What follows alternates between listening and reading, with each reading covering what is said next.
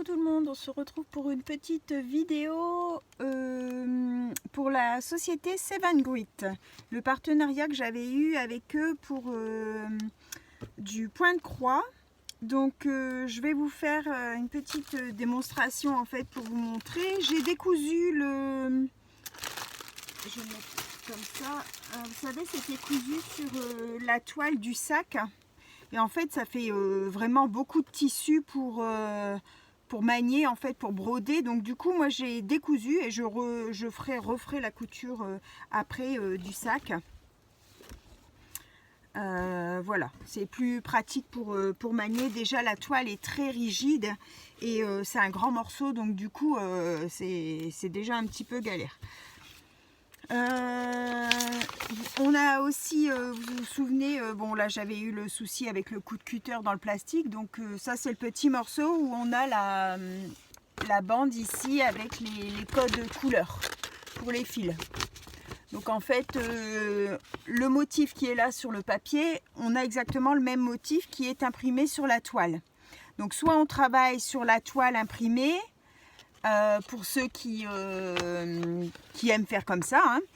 Et sinon on peut utiliser ça et on peut broder, admettons, sur le dos de la toile si on veut travailler sans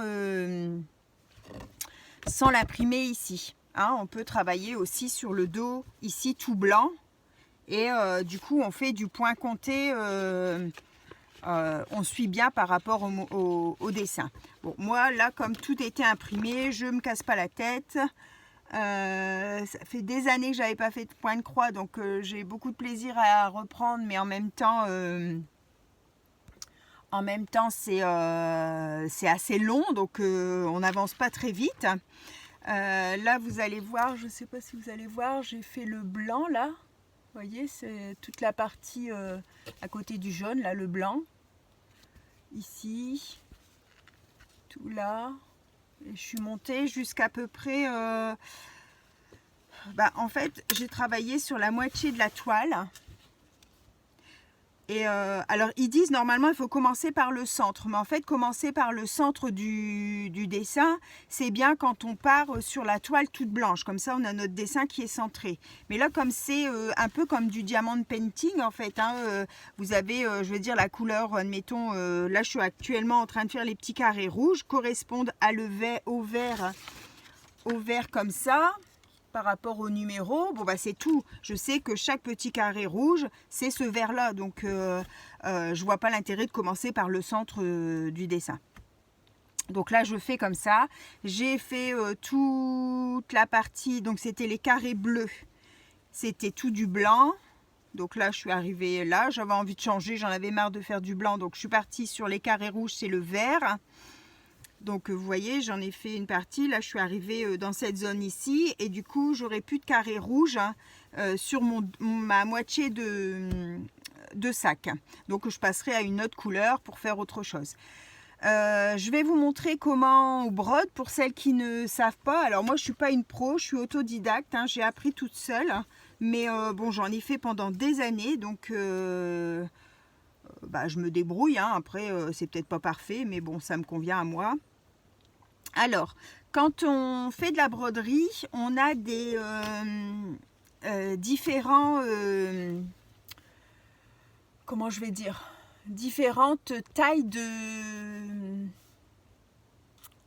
comment je vais expliquer, de petits carrés en fait de broderie. Au plus le chiffre est petit, comment je vais dire, alors je vais vous dire une bêtise là. Attendez, je recherche mon petit papier. Où est-ce qu'il est, je ne l'ai pas là. Les CT, je crois que c'est. Oui, ça doit être les CT, je crois. Vous voyez ici, c'est marqué 11 CT. Et en fait, ça correspond à la taille de de vos petits carrés. C'est une toile Aida, hein, ça s'appelle comme ça. C'est tout des petits carrés. Je ne sais pas si vous voyez bien. Vous voyez, c'est tout des petits carrés. Et en fait, 4 petits points, ça fait un carré. Et c'est comme ça qu'on brode. Donc, quand c'est marqué, admettons là, 11 CT, ça correspond à 4 petits carrés sur 1 cm. Si on prend notre règle, et qu'on met comme ça, 1 cm, j'ai 1, 2, 3, 4 petits carrés. C'est bien ça. Vous voyez, j'ai 4 petits carrés sur 1 cm. Au plus votre chiffre est grand, admettons 14 CT, vos carrés vont être plus petits. Donc vous allez en avoir, admettons, 5 par centimètre. Vous voyez, la broderie sera beaucoup plus serrée, beaucoup plus fine. Je vais dire comme ça.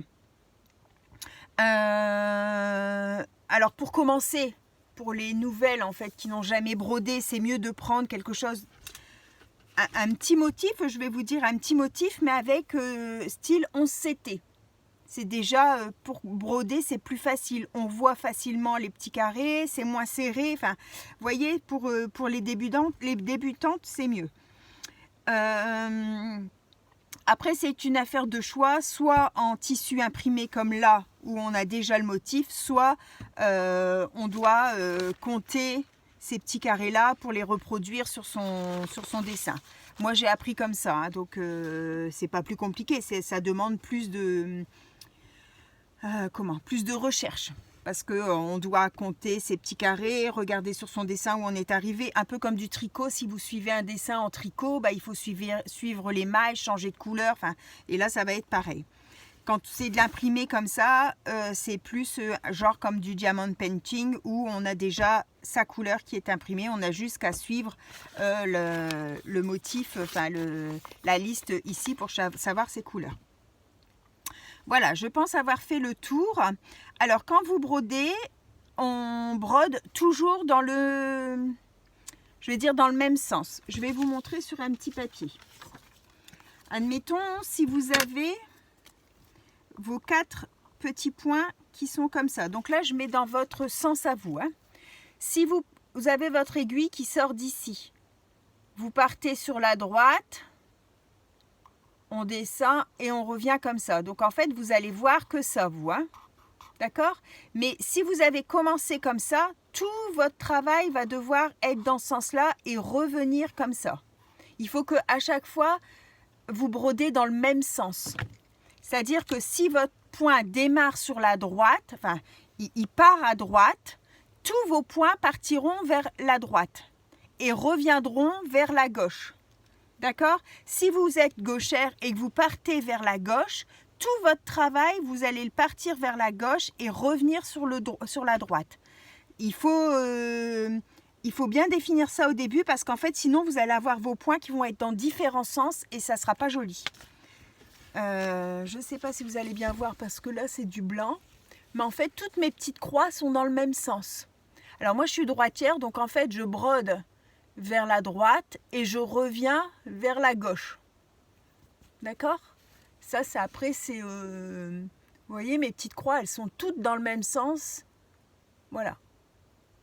Et ce, sur toute la toile. Alors, ensuite, les CT, là, ça correspond aussi donc à la largeur, à la grosseur de vos petits carrés de mailles. Hein.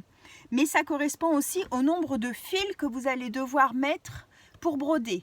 Donc 11 CT, on prend 3 brins de fil. Où est-ce que j'ai mis mon fil? Là. Donc en fait, quand vous prenez un fil normal, il y en a 6. Quand vous les dédoublez, il y a 6 fils dans un morceau d'écheveau. D'accord? Il y en a 6. Et là, pour 11 CT, il faut en prendre 3. Quand c'est 14 CT, il faut en prendre 2. Parce que comme c'est plus petit, il faut mettre moins de fils, sinon ça va faire très grossier en fait. D'accord? Donc là, j'ai pris 3 fils. Donc on ne fait pas de nœud au bout. Hein. On laisse libre son fil. Alors, je vais vous montrer dans votre sens à vous. Donc moi je suis sur les carrés rouges. Donc ici j'ai des carrés rouges. Vous voyez, j'en ai 2 là et j'en ai comme ça 1, 2, 3, 4, 5, 6, 7. D'accord? Donc je vais venir commencer par mon rouge qui est ici. Donc, je passe par en dessous. Alors, attendez, hein, que je brode dans le bon sens, parce que je suis à l'envers. Hop. Je vais partir en bas à droite. Alors, en bas à gauche. Je regarde, hein, en bas à gauche de mon petit carré. Et je vais piquer. Est-ce que vous arrivez à voir? Je suis là en bas à gauche de mon petit carré. Je vais piquer en haut, ici en face. Je reprends par en dessous. Hop, je tire. Alors, je tire doucement. Je vais me retourner mon travail. Et en fait, je sais que mon petit carré, ça fait...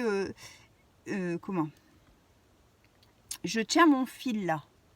Je ne sais pas si vous voyez bien. Je vais essayer de vous descendre pour que vous voyez plus près. Excusez-moi. Je vais mettre de la lumière.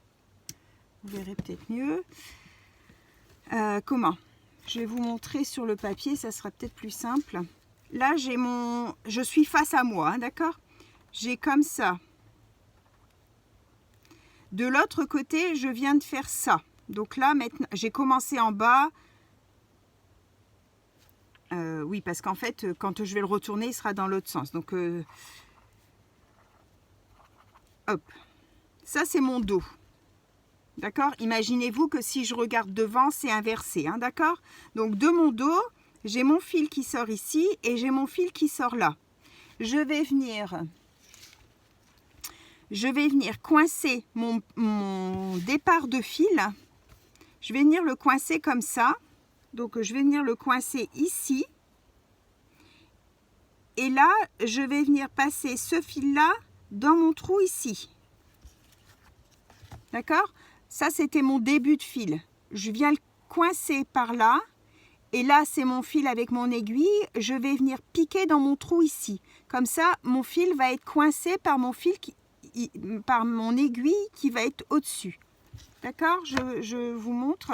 C'est pas vraiment évident à vous expliquer, surtout que j'arrive pas à travailler à l'envers, sinon pour vous expliquer. Donc là, j'ai coincé mon petit bout de fil. Je pique dans mon trou du dessous, je tire. Hop, et ça a coincé mon départ de fil. Il est coincé en dessous du coup. Vous voyez, mon départ de fil est là. Il est coincé par la boucle que je viens de faire. Donc, je retourne mon travail. Là, je sais qu'il ne peut pas se sauver. Et en fait, j'ai mon premier trait qui était mon départ en bas à gauche est arrivé en haut à droite. J'ai ressorti par le bas droit et je vais piquer par mon haut gauche. Et je ressors. Et voilà, j'ai une petite croix. Alors, je suis ici. Hein. D'accord?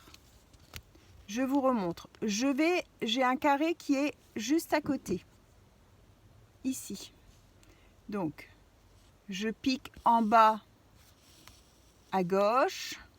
Je viens piquer en face. En diagonale en fait, hein, mes points sont en diagonale. Par en dessous, je viens piquer en bas.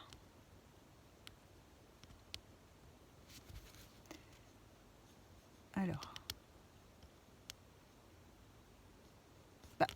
il ne veut pas ressortir. Là, en bas à droite, je tire. Et je viens piquer en haut à gauche. Et ça me fait ma petite croix. Ok? Là, mon travail est ici maintenant. Ma bande rouge. D'accord? Ici et les deux petits ici. Donc je vais commencer par le bas ici. Alors, je pique en bas.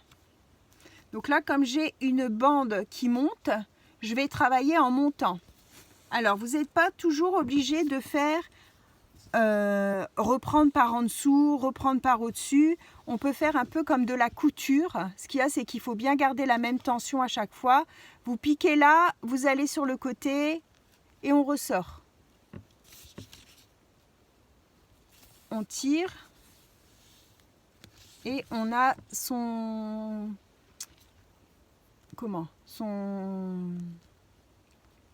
sa diagonale. Je repique en face, je sors sur le côté, je tire et j'ai ma deuxième diagonale. Et je fais ça jusqu'en haut de ma ligne rouge. Je vais travailler. C'est assez rigide, donc c'est pas évident.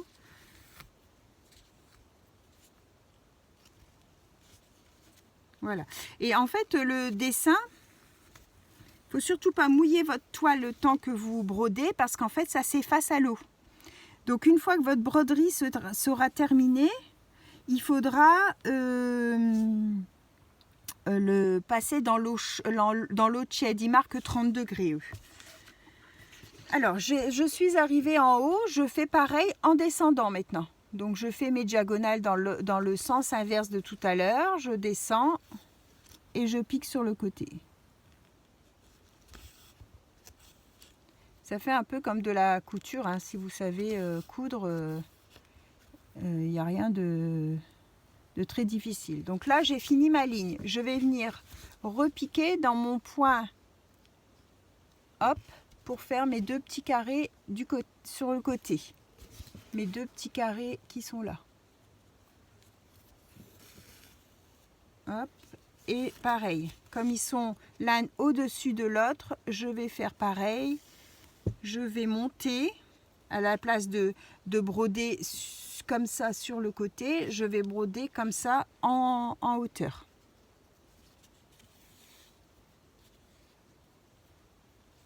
Et je redescends. Je refais pareil, mes diagonales dans l'autre sens.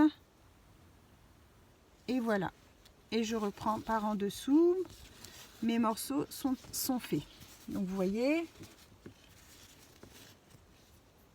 on avait fait ces deux-là ensemble. Là, je viens de faire cette bande-là et cette bande-là. Donc maintenant, quand je regarde mon dessin, en fait, les prochains rouges sont... Alors moi, je suis ici. Hein. Les prochains rouges sont ici ou là. Les plus proches, ou ici.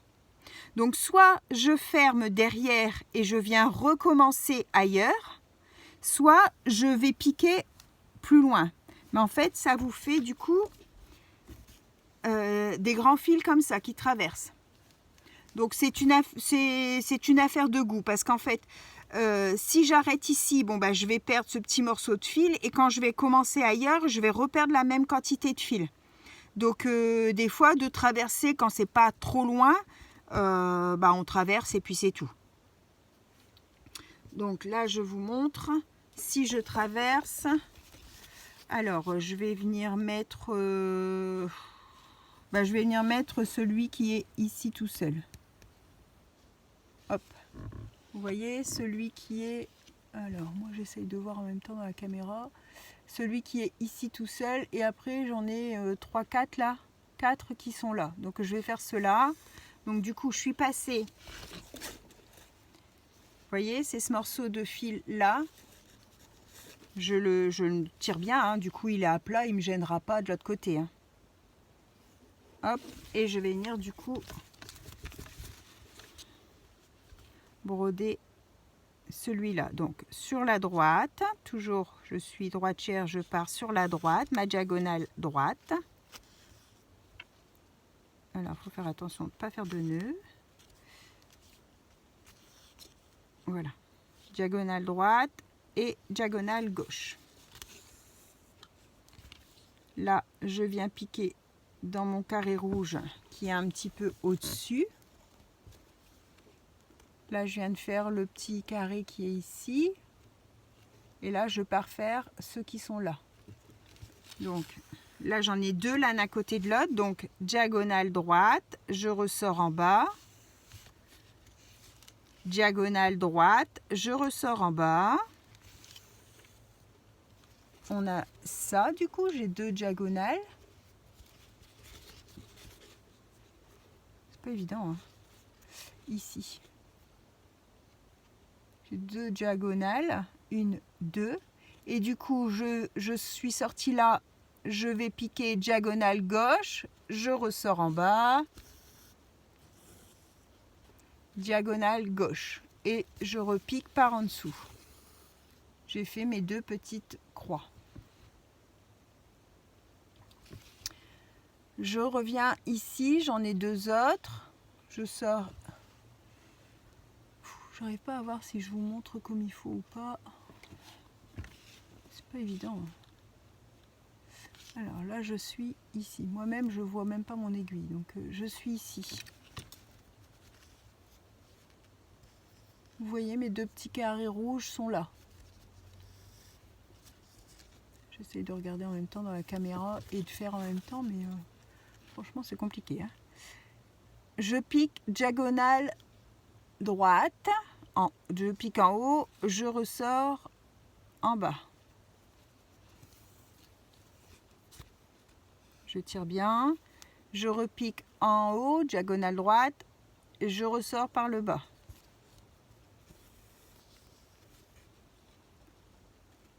Hop, vous voyez, mes 2 diagonales sont là. Je pique en haut, je redescends vers le bas. Oups, je pique en haut. Donc diagonale gauche, je redescends vers le bas. Diagonale gauche, je reprends par en dessous. Là, j'ai un petit carré qui est sur le côté.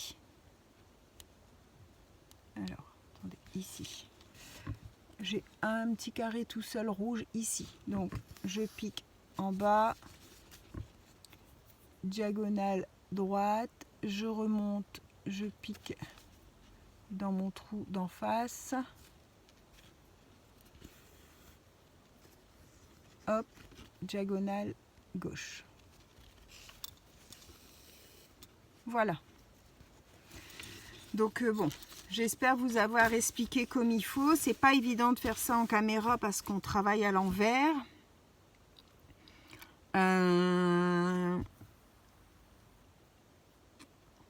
J'ai peut-être essayé de vous inverser la vidéo pour que vous la voyez dans l'autre sens. Ce sera peut-être plus simple pour quand je vous dis droite et gauche, parce que du coup vous êtes à l'envers quand vous voyez. Je vais regarder si je peux inverser la vidéo. Et du coup vous la verrez du coup à l'endroit. Je vais regarder ça. Si j'y arrive, je vous fais comme ça. Donc c'était le sac à broder de la société Seven Grit. Donc je vous mets tout en barre d'infos, les liens vers la boutique, les liens vers le produit. Donc c'est une boutique qui travaille surtout sur le point de croix, donc petit ou grand, hein, il y a différents. Il y a un petit peu de matériel, il y a du diamond painting. La livraison est gratuite à partir de 49 €. Donc là, le sac, lui, il était à 17,28 €. Donc c'est quand même un grand sac, hein, parce qu'il fait 40 sur 40. Hein. Donc il est quand même, c'est un sac cabas. Et voilà, si vous avez un code de réduction, alors en petit, Sophie 06 off en majuscule, je vous mets tout en barre de description, vous aurez qu'à cliquer sur les liens et pour aller à la boutique si vous voulez aller faire un petit tour pour voir si des fois vous avez envie de faire des petits cadeaux. Il y a des marque-pages, c'est pas spécialement des grands ouvrages, hein, il y a aussi des petits ouvrages, donc des fois pour essayer juste un marque-page ou je sais pas, je sais plus s'il y a des petits porte-clés ou... Enfin, il y a des petites toiles, donc vous n'êtes pas obligé de prendre quelque chose de grand pour commencer. Ça permet de faire un petit peu de création sans pour cela toujours faire que du scrapbooking. Voilà. Donc je vous souhaite à tous une bonne fin de journée et on se retrouve pour une prochaine vidéo. Je vais vous montrer lors de mes prochaines vidéos l'avancement du sac. J'espère l'avoir fini pour la fête des mères Et voilà. Bonne fin de journée à tous. Au revoir et merci d'avoir suivi cette vidéo. Bye bye tout le monde.